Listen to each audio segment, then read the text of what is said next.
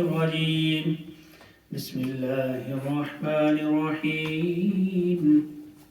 قال الملأ الذين استكبروا من قومه لنخرجنك يا شعيب والذين آمنوا معك من قريتنا أو لتعودن في ملتنا قال ولو كنا كارهين قد افترينا على الله كذبا إن عدنا في ملتكم بعد إذ نجانا الله منها وما يكون لنا أن نعود فيها إلا أن يشاء الله ربنا وسع ربنا كل شيء علما وعلى الله توكلنا ربنا افتح بيننا وبين قومنا بالحق وأنت خير الفاتحين وقال الملأ الذين كفروا من قومه لئن اتبعتم شعيبا إنكم إذا لخاسرون فأخذتهم الرجفة فأصبحوا في دارهم جاثمين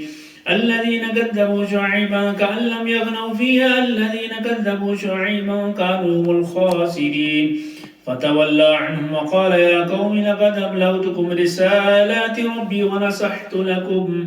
ونصحت لكم فكيف آسى على قوم كافرين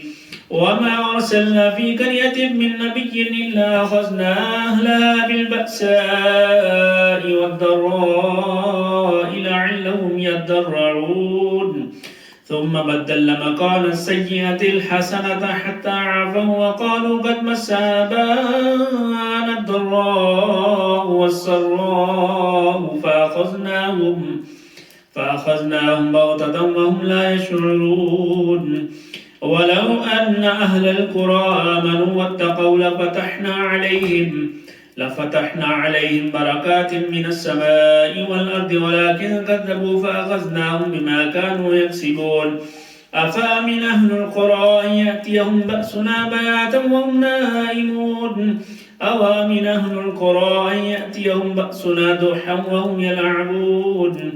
أفأمنوا مكر الله فلا يأمن مكر الله إلا القوم الخاسرون أولم يهد للذين يرثون الأرض من بعد أهلها أن لو نشاء أصبناهم بذنوبهم ونطبع على قلوبهم فهم لا يسمعون تلك القرى نقص عليك من أنبائها ولقد جاءتهم رسلهم بالبينات فما كانوا ليؤمنوا بما كذبوا من قبل كذلك يطبع الله على قلوب الكافرين وما وجدنا لأكثرهم من عهد وإن وجدنا أكثرهم لفاسقين ثم بعثنا من بعدهم موسى بآياتنا إلى فرعون وملئه فظلموا بها فانظر كيف كان عاقبة المفسدين وقال موسى يا فرعون إني رسول من رب العالمين حقيق على ألا أقول على الله إلا الحق قد جئتكم ببينة من ربكم فأرسل معي بني إسرائيل قال إن كنت جئت بآية فأت بها إن كنت من الصادقين فألقى عصاه فإذا هي ثعبان مبين ونزع يده فإذا هي بيداء للناظرين قال الملأ من قوم فرعون إن هذا لساحر عليم يريد أن يخرجكم من أرضكم فماذا تأمرون قالوا أرجع وأخاه وأرسل في المدائن حاشرين يأتوك بكل ساحر عليم وجاء السحرة فرعون قالوا إن لنا لأجرا إن كنا نحن الغالبين قال نعم وإنكم لمن المقربين قال يا موسى إما أن تلقي وإما أن نكون نحن الملقين فلما ألقوا سحروا أعين الناس واسترهبوهم وجاءوا بسحر عظيم وأوحينا إلى موسى أن ألق عصاك فإذا هي تلقف ما يأفكون فوقع الحق وبطل ما كانوا يعملون فغلبوا هنالك وانقلبوا صاغرين وألقي السحرة ساجدين قالوا آمنا برب العالمين رب موسى وهارون قال فرعون آمنتم به قبل أن آذن لكم إن هذا لمكر مكرتموه في المدينة لتخرجوا منها أهلها فسوف تعلمون لأقطعن أيديكم وأرجلكم من خلاف ثم لأصلبنكم أجمعين قالوا إنا إلى ربنا منقلبون وما تنكموا منا إلا أن آمنا بآيات ربنا لما جاءتنا ربنا أفرغ علينا صبرا وتوفنا مسلمين وقال الملأ من قوم فرعون أتذر موسى وقومه ليفسدوا في الأرض ويذرك وآلهتك قال سنقتل أبناءهم ونستحيي نساءهم وإن فوقهم قاهرون قال موسى لقومه استعينوا بالله واصبروا إن الأرض لله يورثها من يشاء من عباده والعاقبة للمتقين قالوا أوذينا من قبل أن تأتينا ومن بعد ما جئتنا قال عسى ربكم أن يهلك عدوكم ويستخلفكم في الأرض فينظر كيف تعملون ولقد أخذنا آل فرعون بالسنين ونكث من الثمرات لعلهم يذكرون فإذا جاءتهم الحسنة قالوا لنا هذه وإن تصبهم سيئة يطيروا بموسى ومن معه ألا إنما طائرهم عند الله ولكن أكثرهم لا يعلمون وقالوا مهما تأتين به من آية لتسحرنا بها فما نحن لك بمؤمنين فأرسلنا عليهم الطوفان والجراد والكمل والضفادع والدم آيات مفصلات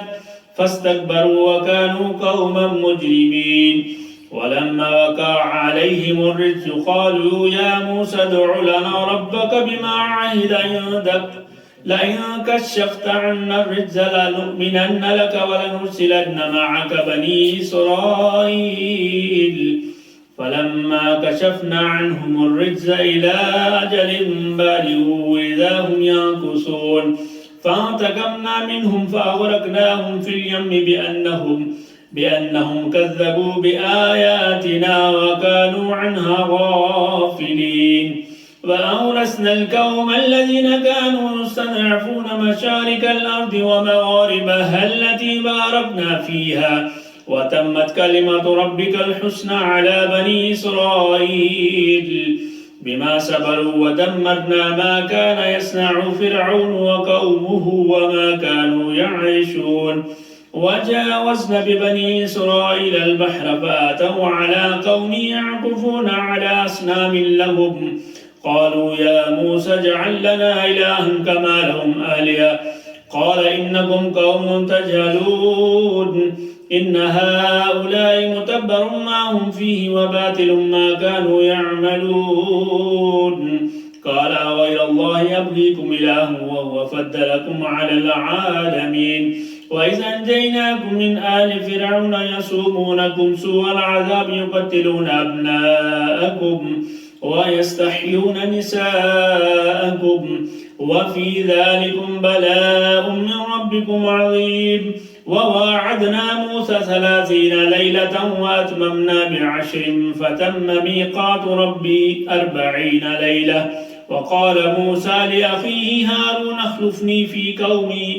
في قومي وأصلح ولا تتبع سبيل المفسدين ولما جاء موسى لميقاتنا وكلمه ربه قال رب أرني أنظر إليك قال لن تراني ولكن انظر إلى الجبل فإن استقر مكانه فسوف تراني فلما تجلى ربه للجبل جعله دكا وخر موسى صاعقا فلما أفاق قال سبحانك تبت إليك وأنا أول المؤمنين قال يا موسى إني استفيتك على الناس برسالاتي وبكلامي فخذ ما آتيتك وكن من الشاكرين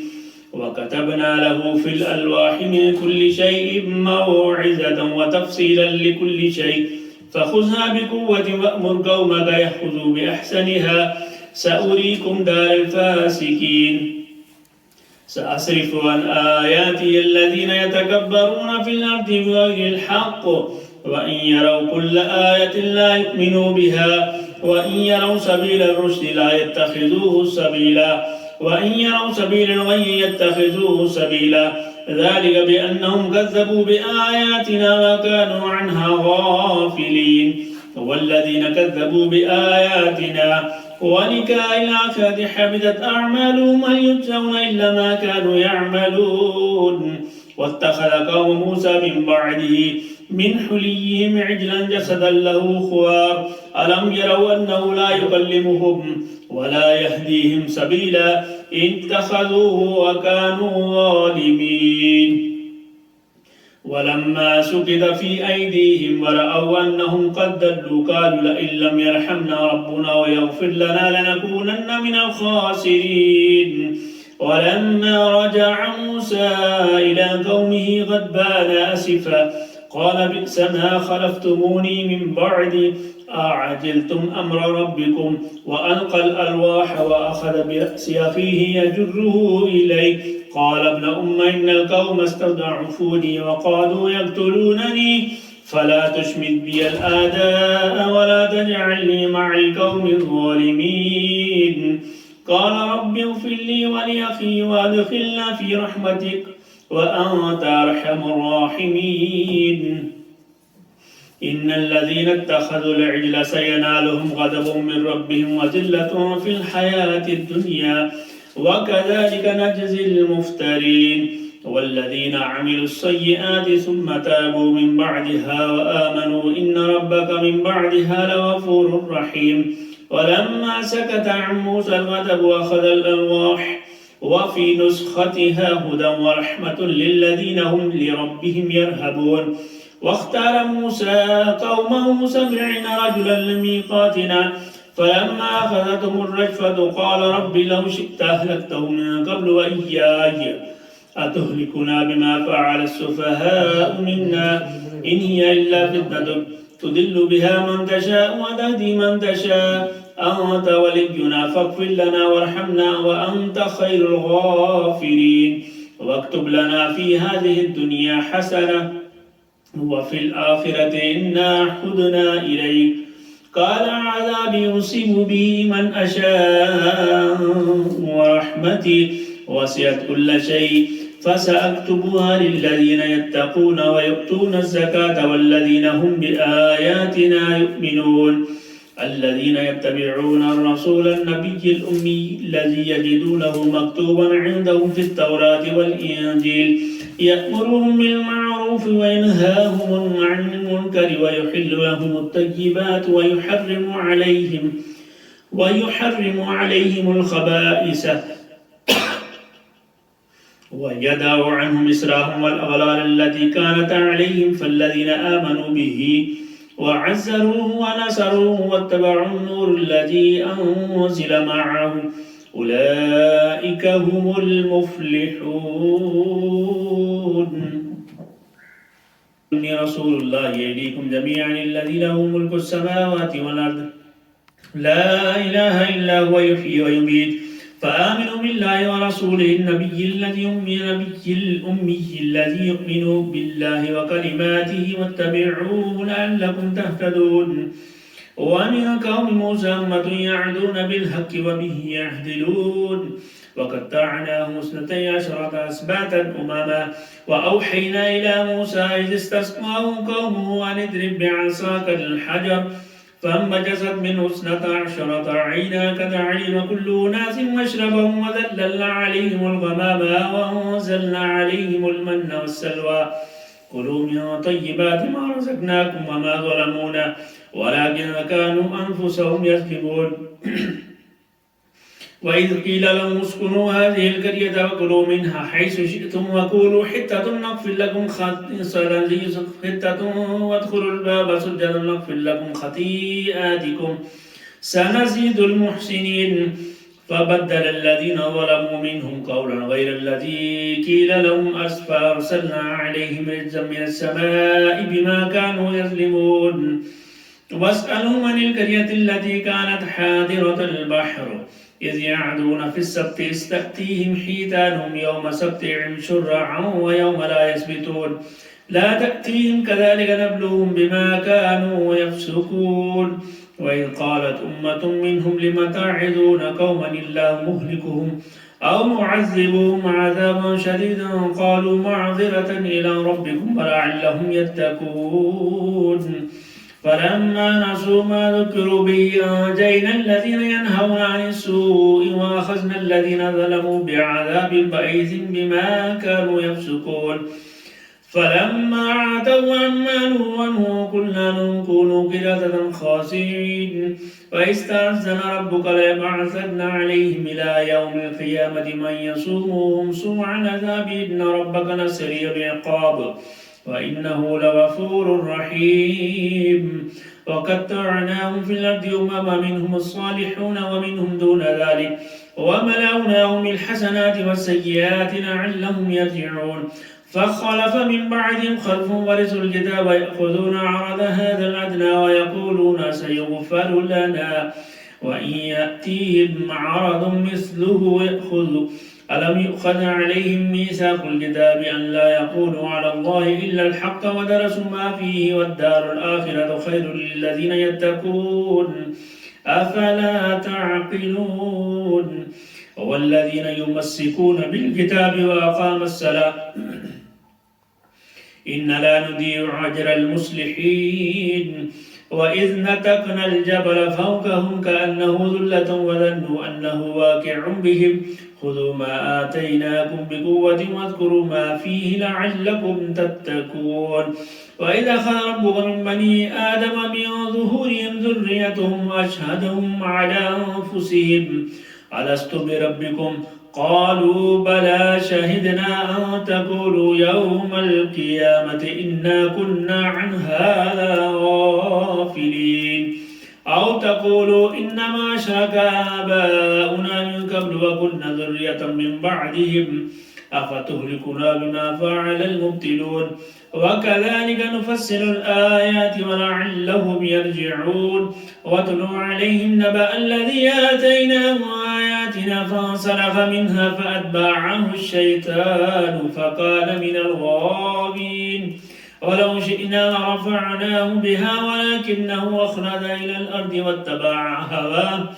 فمثله كمثل القلب إن تحمل عليه يلهث أو تتركه يلهث ذلك مثل القوم الذين كذبوا بآياتنا فاقصص القصص لعلهم يتفكرون ساء مثلا للقوم الذين كذبوا بآياتنا وأنفسهم كانوا يظلمون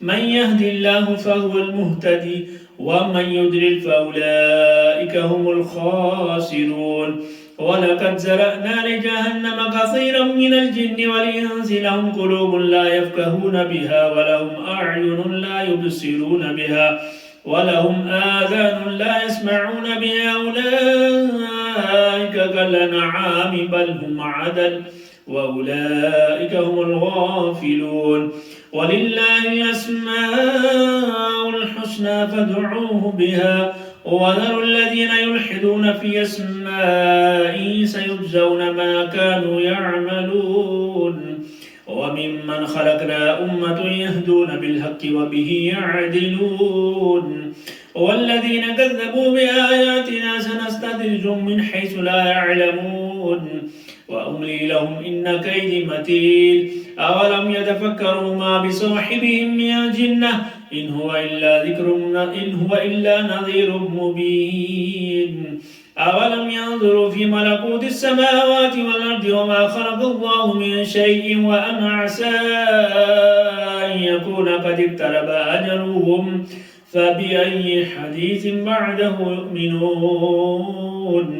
من يضلل الله فلا هادي له ويذرهم في طغيانهم يعمهون يسألونك عن الساعة أيان مرساها قل إنما علمها عند ربي لا يجليها لوقتها إلا هو ثقلت في السماوات والأرض لا تأتيكم إلا بغتة يسألونك كأنك خفي عنها قل إنما علمها عند الله ولكن أكثر الناس لا يعلمون قل لا أملك لنفسي نفعا ولا ضرا إلا ما شاء الله ولو كنت أعلم الغيب لاستكثرت من الخير وما مسني السوء إن أنا إلا نظير وبشير لقوم يؤمنون هو الذي خلقكم من نفس واحدة وجعل منها زوجها ليسكن إليها فلما تغشاها حملت حملا خفيفا فمرت به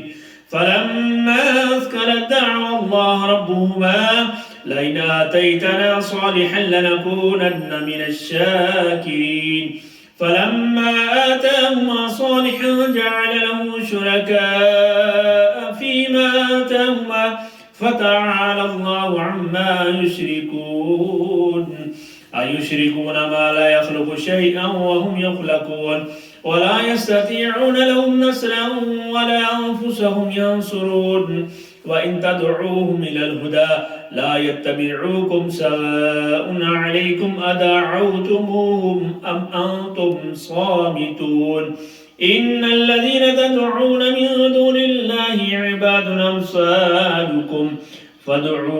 فادعوهم فليستجيبوا لكم إن كنتم صادقين ألهم أرجل يمشون بها أم لهم أيدي يبطشون بها أم لهم أعين يبصرون بها أم لهم آذان يسمعون بها قل ادعوا شركاءكم ثم كيدون فلا تنظرون إن وليي الله الذي نزل الكتاب وهو يتولى الصالحين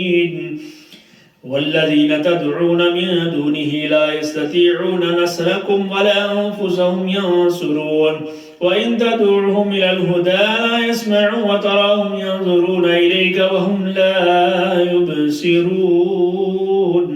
خذ العفو وأمر بالعرف وأعرض عن الجاهلين وإما ينزغنك من الشيطان نزغ فاستعذ بالله إنه سميع عليم إن الذين اتقوا إذا مسهم طائف من الشيطان تذكروا فإذا هم مبصرون وإخوانهم يمدونهم في الغي ثم لا يبصرون وإذا لم تأتيهم بآية قالوا لولا اجتبيتها قل إنما أتبع ما يوحى إلي من ربي هذا بصائر من ربكم وهدى ورحمة لقوم يؤمنون وإذا قرئ القرآن فاستمعوا له وأنصتوا لعلكم ترحمون واذكر ربك في نفسك تضرعا وخيفة ودون الجهر من القول بالغدو والآصال ولا تكن من الغافلين إن الذين عند ربك لا يستكبرون عن عبادته ويسبحونه وله يسجدون. यहाँ पे सजदा तिलावत है तो मेहरबानी फरमा के सब सजदा तिलावत अदा करें. يسألونك عن الأنفال قل الأنفال لله والرسول فاتقوا الله وأصلحوا ذات بينكم وأطيعوا الله ورسوله إن كنتم مؤمنين إنما المؤمنون الذين إذا ذكر الله وجلت قلوبهم وإذا تليت عليهم آياته زادتهم إيمانا وعلى ربهم يتوكلون الذين يقيمون الصلاة ومما رزقناهم ينفقون أولئك هم المؤمنون حقا لهم درجات عند ربهم ومغفرة ورزق كريم كما أخرجك ربك من بيتك بالحق وإن فريقا من المؤمنين لكارهون يجادلونك بالحق بعدما تبين كأنما يساقون إلى الموت وهم ينظرون وإذ يعدكم الله إحدى الطائفتين أنها لكم وتودون أن غير ذات الشوكة تكون لكم ويريد الله أن يحق الحق بكلماته ويقطع دبر الكافرين ليحق الحق ويبطل الباطل ولو كره المجرمون إذ تستغيثون ربكم فاستجاب لكم أني ممدكم ب1000 من الملائكة مردفين وما جعله الله إلا بشرى ولتطمئن به قلوبكم وما النصر إلا من عند الله إن الله عزيز حكيم إذ يغشيكم النعاس أمنة منه وينزل عليكم من السماء ماء ليطهركم به ويذهب عنكم رجز الشيطان وليربط على قلوبكم ويثبت به الأقدام إذ يوحي ربك إلى الملائكة أني معكم فثبتوا الذين آمنوا سألقي في قلوب الذين كفروا الرعب فاضربوا فوق الأعناق واضربوا منهم كل بنان ذلك بأنهم شاقوا الله ورسوله ومن يشاقق الله ورسوله فإن الله شديد العقاب ذلكم فذوقوا أن للكافرين عذاب النار يا أيها الذين آمنوا إذا لقيتم الذين كفروا زحفا فلا تولوهم الأدبار ومن يوليهم يومئذ دبره إلا متحرفا لقتال أو متحيزا إلى فئة فقد باء بغضب من الله ومأواه جهنم وبئس المصير فلم تقتلوهم ولكن الله قتلهم وما رميت إذ رميت ولكن الله رمى وليبلي المؤمنين منه بلاء حسنا إن الله سميع عليم ذلكم وأن الله مهن كيد الكافرين إن تستفتحوا فقد جاءكم الفتح وإن تنتحوا فهو خير لكم وإن تعودوا نعود ولن تغني عنكم فئتكم شيئا ولو كثرت وأن الله مع المؤمنين يا أيها الذين آمنوا أطيعوا الله ورسوله ولا تولوا عنه وأنتم تسمعون ولا تكونوا كالذين قالوا سمعنا وهم لا يسمعون إن شر الدواب عند الله الصم البكم الذين لا يعقلون ولو علم الله فيهم خيرا لأسمعهم ولو أسمعهم لتولوا وهم معرضون يا أيها الذين آمنوا استجيبوا لله وللرسول إذا دعاكم لما يحييكم واعلموا أن الله يحول بين المرء وقلبه وأنه إليه تحشرون واتقوا فتنة لا تصيبن الذين ظلموا منكم خاصة واعلموا أن الله شديد العقاب واذكروا إذ أنتم قليل مستضعفون في الأرض تخافون أن يتخطفكم الناس فآواكم وأيدكم بنصره ورزقكم من الطيبات لعلكم تشكرون يا أيها الذين آمنوا لا تحونوا الله والرسول وتحونوا أماناتكم وأنتم تعلمون واعلموا أنما أموالكم وأولادكم فتنة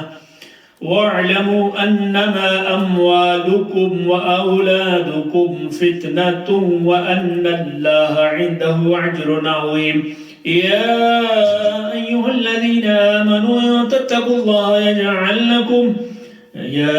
أيها الذين آمنوا تتقوا الله يجعل لكم فرقانا ويكفر عنكم سيئاتكم ويغفر لكم والله ذو الفضل العظيم وإذ يمكر بك الذين كفروا ليثبتوك أو يقتلوك أو يخرجوك ويمكرون ويمكر الله والله خير الماكرين وإذا تتلى عليهم آياتنا قالوا قد سمعنا لو نشاء لقلنا مثل هذا إن هذا إلا أساطير الأولين وإذ قالوا اللهم إن كان هذا هو الحق من عندك فأمطر علينا حجارة من السماء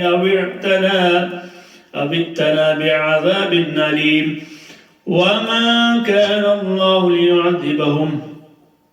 وما كان الله ليعذبهم وأنت فيهم وما كان الله معذبهم وهم يستغفرون وما لهم ألا يعذبهم الله وهم يصدون عن المسجد الحرام وما كانوا أولياء إن أولياؤه إلا المتقون ولكن أكثرهم لا يعلمون وما كان صلاتهم عند البيت إلا مكاء وتسدية فذوقوا العذاب بما كنتم تكفرون إن الذين كفروا ينفقون أموالهم ليصدوا عن سبيل الله فسينفقونها ثم تكون عليهم حسرة ثم يغلبون والذين كفروا إلى جهنم يحشرون ليميز الله الخبيث من الطيب ويجعل الخبيث بعده على بعد فيركمكمه جميعا فيجعله في جهنم أولئك هم الخاسرون كل الذين كفروا أن ينتهوا يغفر لهم ما قد سلف وأن يعودوا فقد مدت سنة الأولين وقاتلوهم حتى لا تكون فتنة ويكون الدين كله لله فإن انتهوا فإن الله بما يعملون بصير وإن تولوا فاعلموا أن الله مولاكم نعم المولى ونعم النصير آمنت بالله صدق الله مولانا العظيم.